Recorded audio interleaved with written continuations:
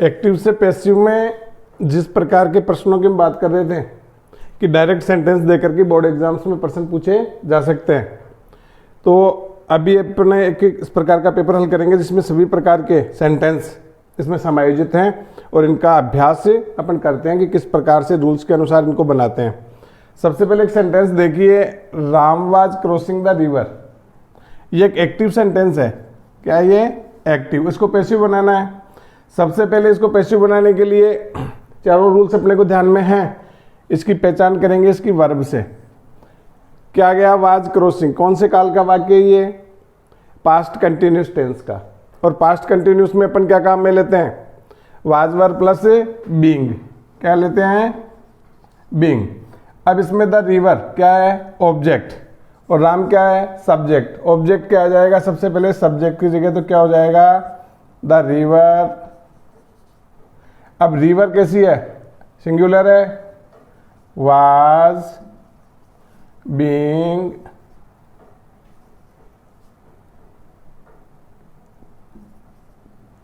Crossed by Ram. तो इसमें अपन ने क्या लगाया? वाज बीइंग प्लस क्रिया की थर्ड फॉर्म। ये अपना बन गया इसका पैसिव। अब अगला सेंटेंस देखेंगे अपन। इसमें क्या है? We are not reading Sanskrit.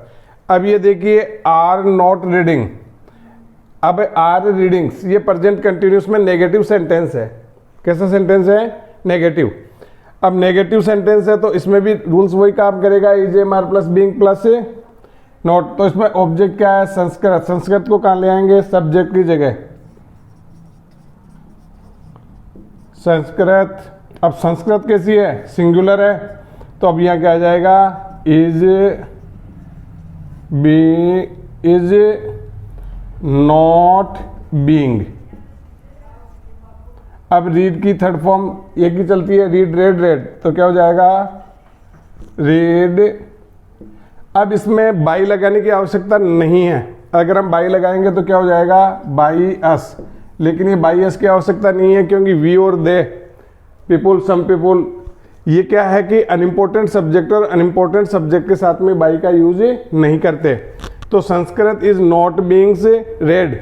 और अगर बाई अस लगाते हैं तो कोई दिक्कत नहीं, लेकिन नहीं लगाना चाहिए ग्रामर्स के अनुसार। अगला देखिए, I can lift this box. अब देखिए इसमें कैन, कैन क्या है? ये मॉडल्स है। और मॉडल्स के साथ में अपन क्या काम में लेते हैं? बी। तो इसमें मेन वर्ब है लिफ्ट और दिस बॉक्स क्या है? ऑब्जेक्ट। कैसे बनेगा? This box can be lifted by me. ये इस प्रकार से बनेगा। कैन के साथ में क्या लगाया? Can be.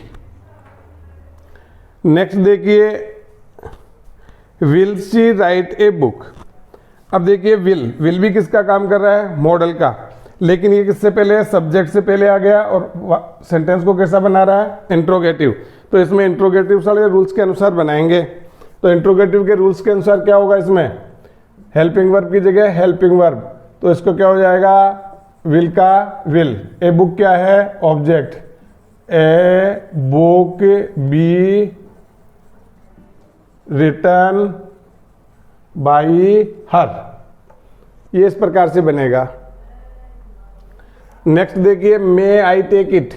ये मे भी किसका काम कर रहा है? मॉडल का। और इन में सब्जेक्ट से पहले आकर के सेंटेंस को कैसा बना रही है? इंट्रोगेटिव। तो इसमें भी इंट्रोगेटिव वाला रूल चलेगा।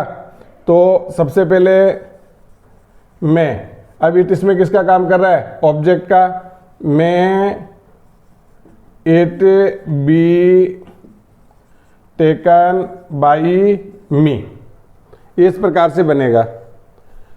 नेक्स्ट इधर देखिए, होम डिड यू सजेस्ट। अब देखिए इसमें होम, कल अपन ने हु वाला किया था। हु वाले में बाई होम का प्रयोग किया था। लेकिन जहां होम आ जाता है तो उसकी जगह फिर क्या लगा देते हैं अपन? हु। और सेंटेंस को पहचानिए, डिड को इसमें आता है, ये पास्ट इंडेफिनिट टेंस बता रहा है। ठीक है।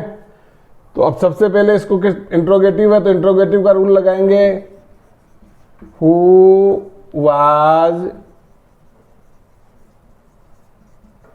Suggested by you. तो हुम की जगह हु आ गया, डिड पास्ट टेंस है तो वाज आ गया, सजेस्टेड बाई यू।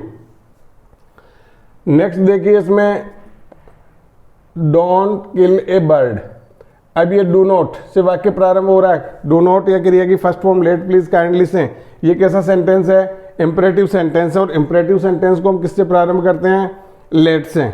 इसके दो प्रकार से सेंटेंस बन सकते हैं।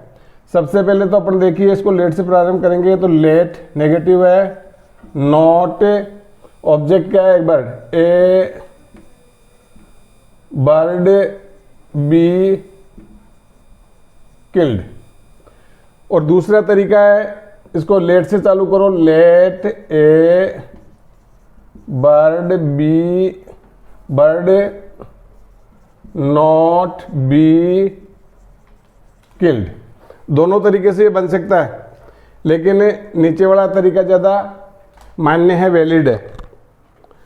अब देखिए लेट हिम प्ले क्रिकेट, ये लेट, ये भी कैसा सेंटेंस है, इंपरेटिव सेंटेंस है। तो लेट हिम प्ले क्रिकेट।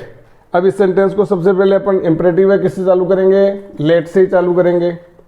तो अब इसमें ऑब्जेक्ट क्या है, cricket, let cricket be played by him. Next देखिए have you done your homework. अब ये हैव किस में आ रहा है, प्रेजेंट परफेक्ट में, और इंट्रोगेटिव बना रहा है क्योंकि सब्जेक्ट से पहले हेल्पिंग वर्ब आ रही है। तो इसको हेल्पिंग वर्ब रूल्स के अनुसार बनाएंगे। अब हेल्पिंग वर्ब यहाँ हैव है और योर होमवर्क किसको शो कर रहा है, सिंगुलर को, तो यहाँ क्या आ जाएगा, has your homework been done by you. इस प्रकार से हम इसको बनाएंगे। नेक्स्ट देखिए she is going to cook food. अब देखिए इसमें इज गोइंग टू, ये गोइंग टू निकट भविष्य में होने वाला किसी कार्य, किसी का इंटेंशन, इरादा है। इस इरादे वाले सेंटेंस में भी हम क्या काम में लेते हैं, बी काम में लेते हैं। तो क्या होगा, अब इसमें देखिए मेन वर्ब क्या है, कुक, और फूड क्या है, ऑब्जेक्ट। तो क्या हो जाएगा, food is going to be cooked by her. तो ये इस प्रकार के जितने भी सेंटेंस है, दोनों प्रकार के अपने वैकल्पिक प्रश्न भी बना दिए, सेंटेंस के आधार के बना दिए, और इसमें नियम के अनुसार जो जो सेंटेंस बन सकते हैं वो सारे हमने इसमें समायोजित कर दिए हैं। अब इस प्रकार का कोई भी सेंटेंस आपको देख करके पूछा जा सकता है, तो इस प्रकार से हम इस एक्टिव को पैसिव बना सकते हैं। नेक्स्ट अगले बिंदु पर अगले पेपर की तैयारी करेंगे।